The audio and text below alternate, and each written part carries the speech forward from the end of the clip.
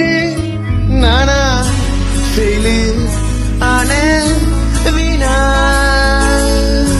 பிச்சை எடுத்த தானா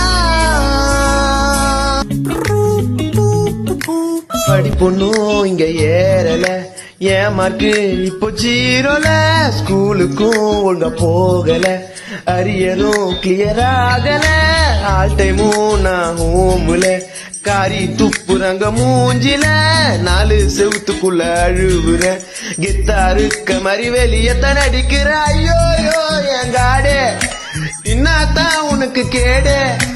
பள்ளம் மேடு என் ரோடு என்ன புலம்ப வைக்காதே எனக்கு இப்போ டீனேஜ் பல்லு வளக்கலடா சீச்சி